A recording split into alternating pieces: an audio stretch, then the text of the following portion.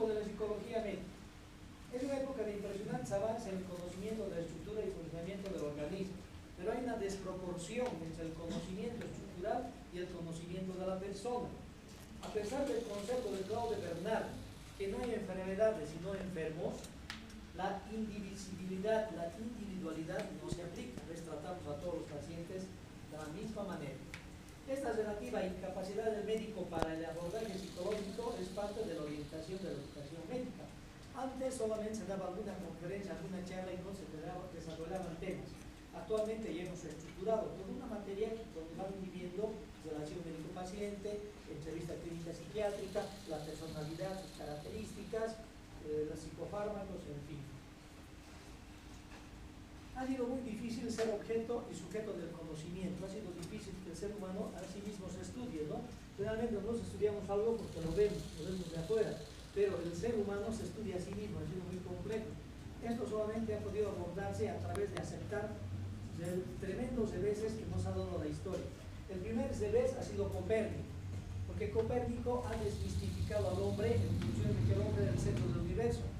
¿Qué decía la iglesia en esa época? Decía que la Tierra era el centro del universo, el Sol y los planetas giraban en torno a él. Entonces el hombre, a semejanza de Dios, ocupaba el centro del universo. El aceptar que no somos más que un planeta que gira alrededor del Sol y un Sol que gira en su galaxia y la galaxia que gira entre todas las constelaciones, ha sido algo que ha cambiado el concepto y ha sido algo que nos ha permitido ponernos en su lugar. Por lo tanto, es muy posible, pienso, que haya vidas en otros planetas, porque no vamos a ser los únicos en el universo. ¿Qué otro revés nos ha dado la historia? Darwin. ¿Qué ha dicho Darwin? Que nosotros no somos más que una especie muy evolucionada. Y en el proceso de selección natural nos hemos separado de la vía de toda la especie que ha ido conformándose hacia los peces, los anfibios, los reptiles y los antropoides homínidos. De esa manera se ha creado esta especie que ha sido la dueña de la creación. Hasta el momento somos los dueños de la creación. Y Freud, que ha dicho que solamente somos conscientes de una parte de nuestra vida. Y entonces nos ha ayudado a que vayamos entendiendo todo lo que existe en función del conocimiento del ser humano. Una de las preguntas que ustedes van a responder en este año es: ¿quién soy? ¿Y quién soy? Alguien dijo brillantemente: yo soy yo. Esto significa que cada uno de nosotros tiene una individualidad biológica y psicológica. No podemos aceptar el órgano de un sujeto. Nos ponen un riñón, lo vamos a rechazar. Tenemos que utilizar todo un sistema de fármacos para evitar el rechazo normal. Es una individualidad biológica. Le dan un fármaco a un sujeto, le cae bien. Al otro sujeto que le produce un Steven Johnson, se enciende como si fuera una hoguera, lleno de ampollas, tiene una lesión terrible térmica, los riñones tiene haber insuficiencia renal, es un sufrimiento muy grande. Pero era el mismo medicamento, pero eran dos personas.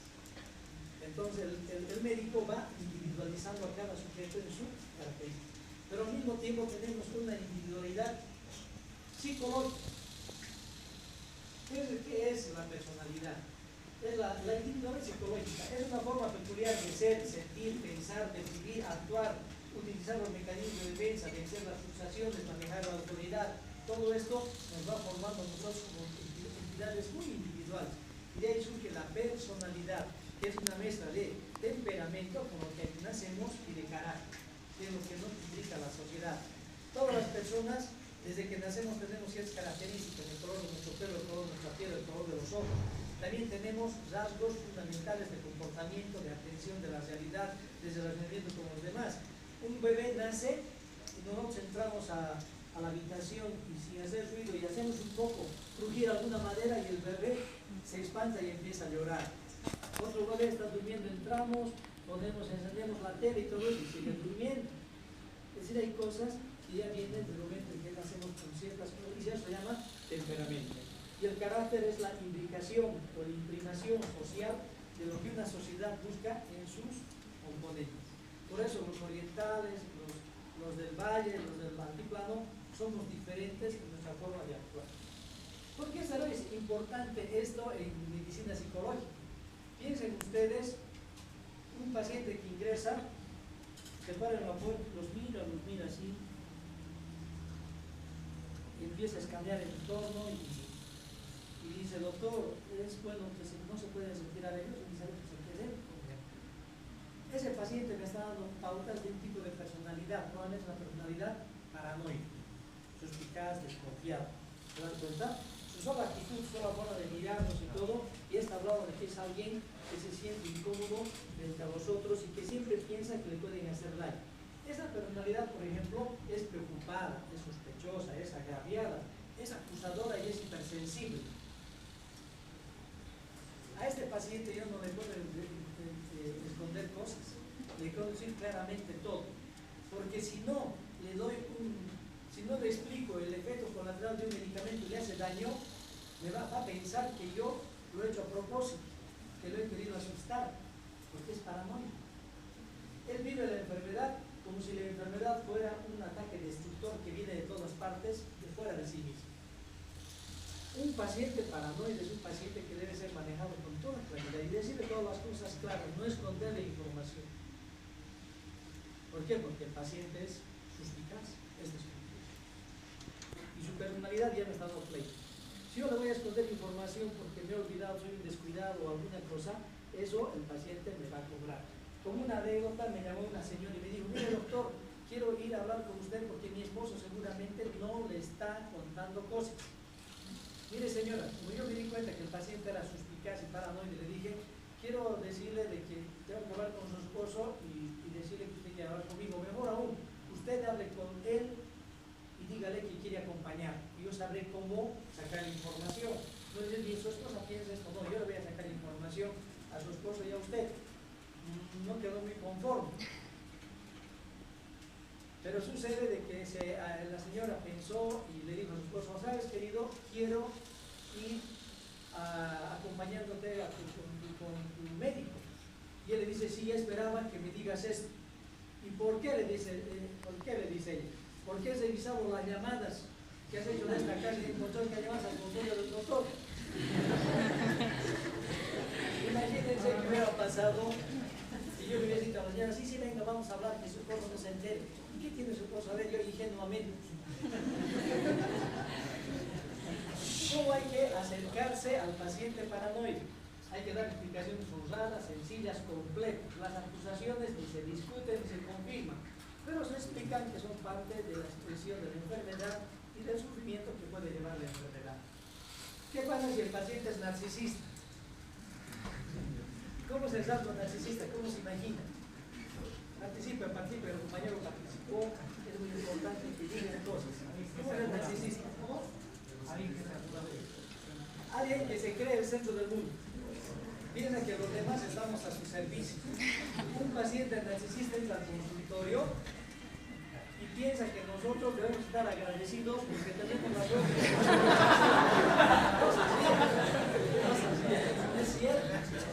Es cierto. Entonces nos vienen a todos por encima del hombro y todo eso. Cuando sacan 100 se enojan, ¿no? 110 debía haberme puesto. ¿No ves? Así es el paciente narcisista. Y a veces se encuentra con un médico narcisista. Llega el paciente, ¿sabe doctor? He estado de vacaciones en Brasil. Médico, yo he ido a Europa. Al patrón, yo tengo un Land Rover. ¿No? Están discutiendo ahí con dos espíritus narcisistas de quién tiene más cosas y todas cosas absurdas. Entonces, cuando un paciente narcisista ingresa al consultorio, hay que entender que esa es su personalidad y no vamos a estar lidiando ni peleando con él. El narcisista es una personalidad sobrevalorada, independiente, perfeccionista y predominante, quiere imponerse. ¿No ve? Imagínense qué daño le haríamos a un paciente narcisista que dice, doctor, quiero que me explique mi problema. Y nosotros hemos hecho una contratransferencia y nos molesta ese tipo de personalidad, no lo toleramos, o no sabemos medicina psicológica, ¿y qué le vamos a decir? Usted no va a entender nada porque no es médico. El paciente narcisista se siente muy mal porque él es superior a todos.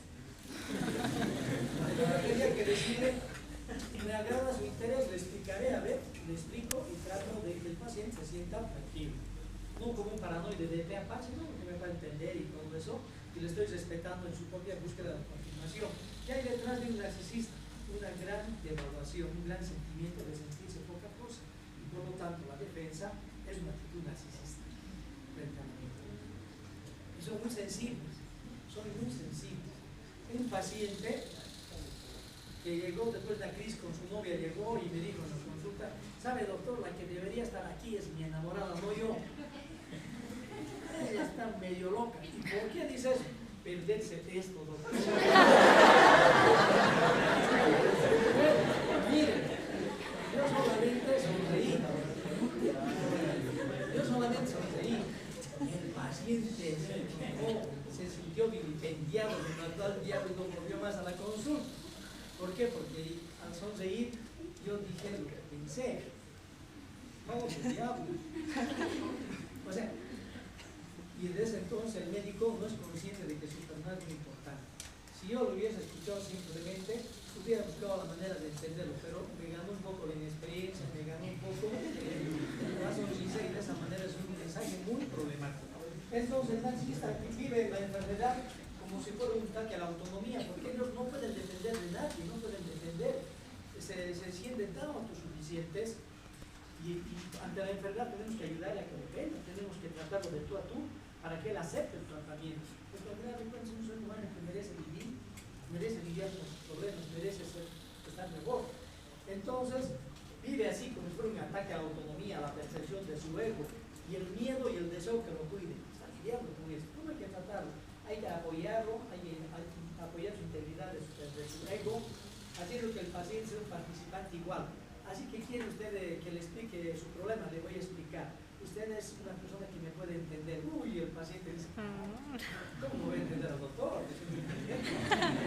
Le explico y el paciente se va contento y hace su tratamiento. Y a mí que me interesa, hace su tratamiento. No me interesa si va de vacaciones a Nueva York, o si tiene un Land Rover, o si vive en un penthouse en América. Eso no me interesa. Bueno, me interesa dentro de la historia clínica y lo que tengo que hacer. Pero esa es su vida y qué bueno. Si Dios le permite eso, qué bueno. ¿No ven? A mí lo que me interesa es que él salga de su problema y pueda resolverse. Eso es lo que ustedes van a aprender. Tiene una clase de personalidad y de trastorno de personalidad. Yo estoy dando simplemente unos. ¿Cómo es la personalidad histriónica? ¿En qué área de laboral se encuentran las personalidades histriónicas, los rasgos histriónicos? No tenemos el trastorno de una enfermedad, sino los rasgos. ¿En qué áreas? Televisión, cine, teatro. Son las personas que quieren estar en las tablas, son las personas que quieren estar en la televisión, quieren llamar la atención. Entonces las personas histriónicas son dramáticas, son vivaces, son agradables, son implicadas. ¿Sí? ¿Cómo reacciona frente a la enfermedad? Como si la enfermedad fuera un castigo o un ataque a su masculinidad o a su feminidad, porque les interesa mucho su presencia. No son felices y no llaman la atención en donde están. Van a una fiesta y dicen las chicas más lindas y que más llaman la atención de los muchachos. Entonces, las enfermedades son un ataque a su masculinidad. El tratamiento, apreciación de la atracción o el valor, explicándoles, dándoles explicaciones de apoyo, pero no es necesario que se le dé palabra. Así es. El paciente obsesivo. ¿Qué rasgos de laboral tienen este tipo de pacientes? ¿Dónde estarían más implicados? En medicina. Los pacientes obsesivos son ordenados, son fríos, son agradables, son perfeccionistas, son detallistas, son implicados. Ustedes cuando van a dar un fármaco van a decir, son 2.5 miligramos o 5 miligramos. No sé, 3 le voy a dar. Ustedes van a saber si son 2.5 o 5 miligramos. No puede, ¿por qué? Porque son obsesivos. Porque agarran, revisan, no son una cosa, revisan y cuando están seguros actúan. Necesitamos ser obsesivos, perfeccionistas. Nosotros hacemos las cosas mejor que otros y hay que hacerlo de la mejor manera posible. Dirigimos al equipo médico.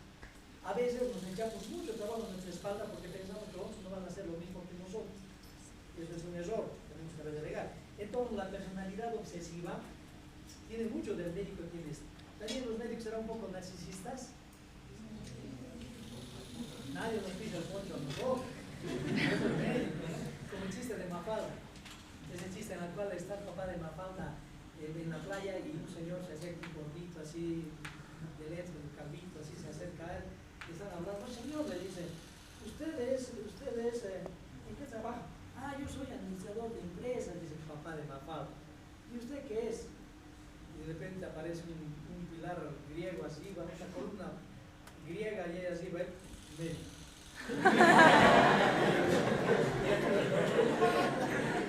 La siguiente escena están otra vez a la par.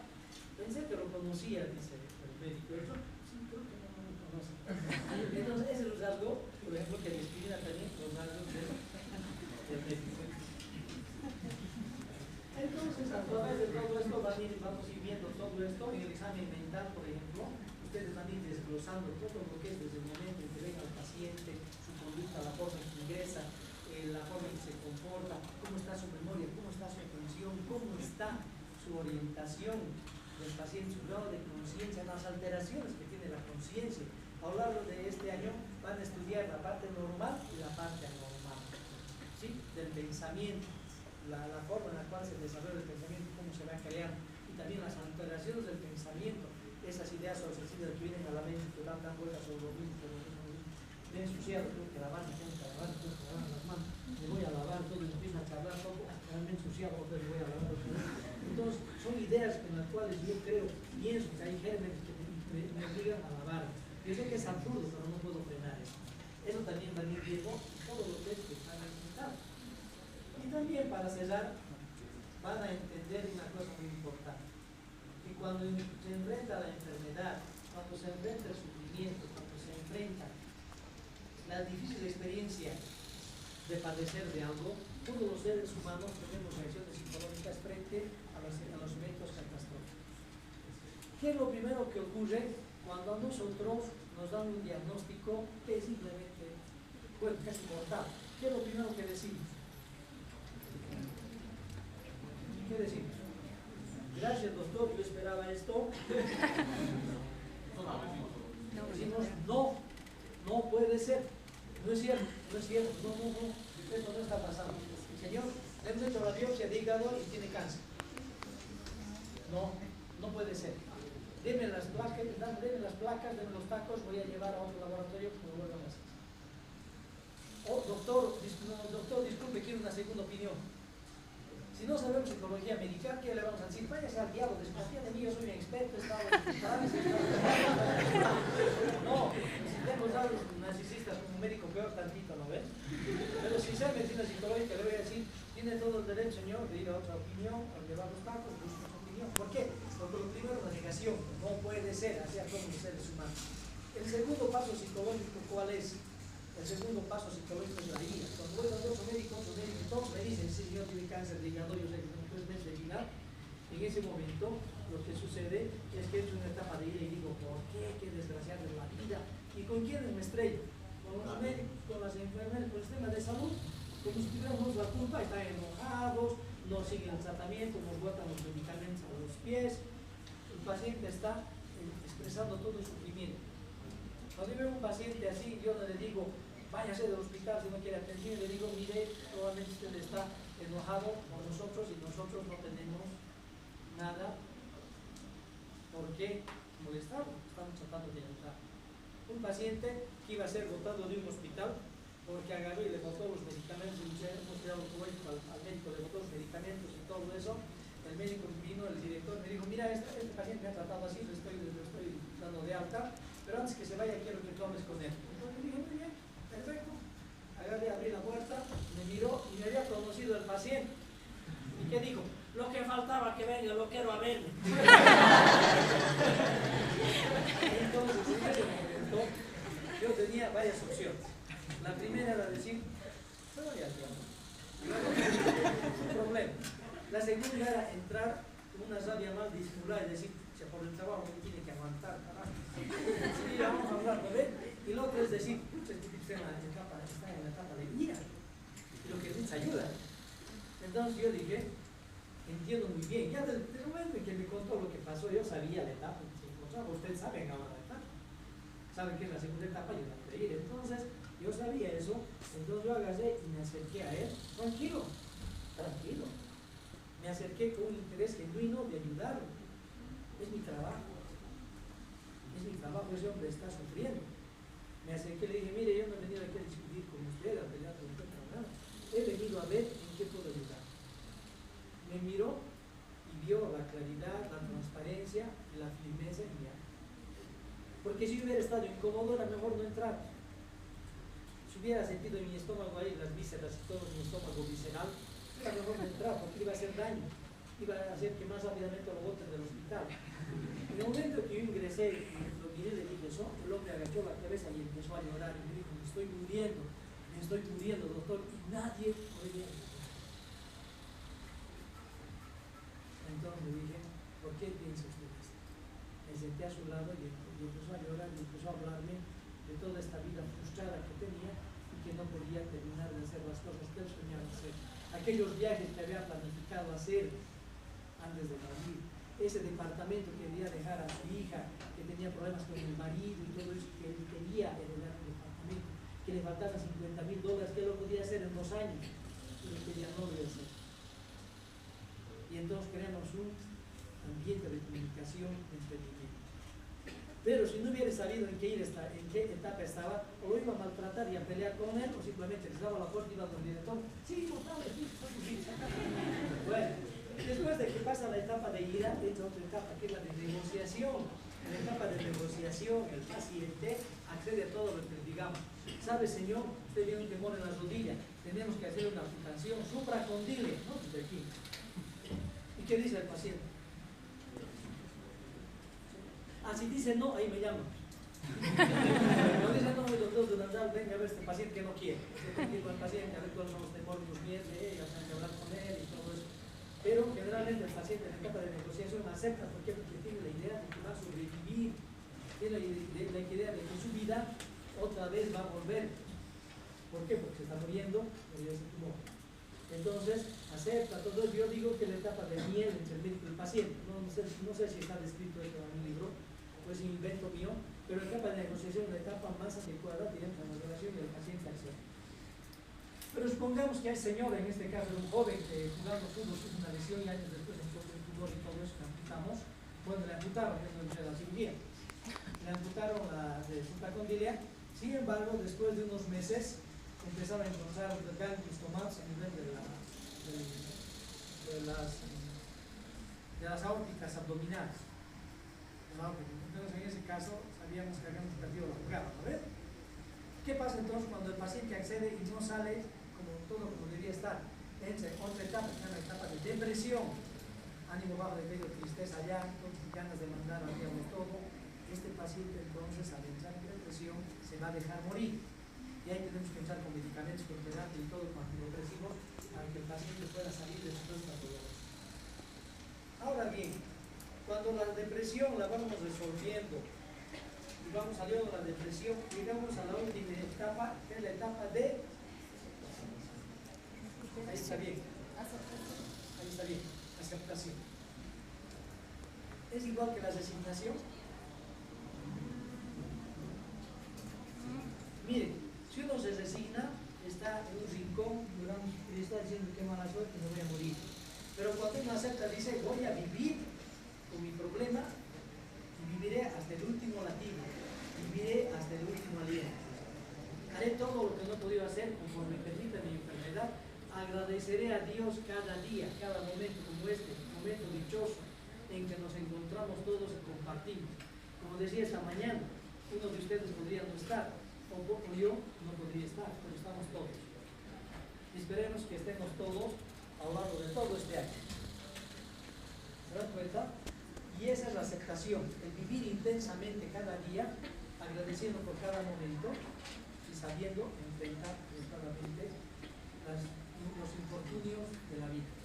No solamente las enfermedades, sino las desgracias que a veces el destino nos pone.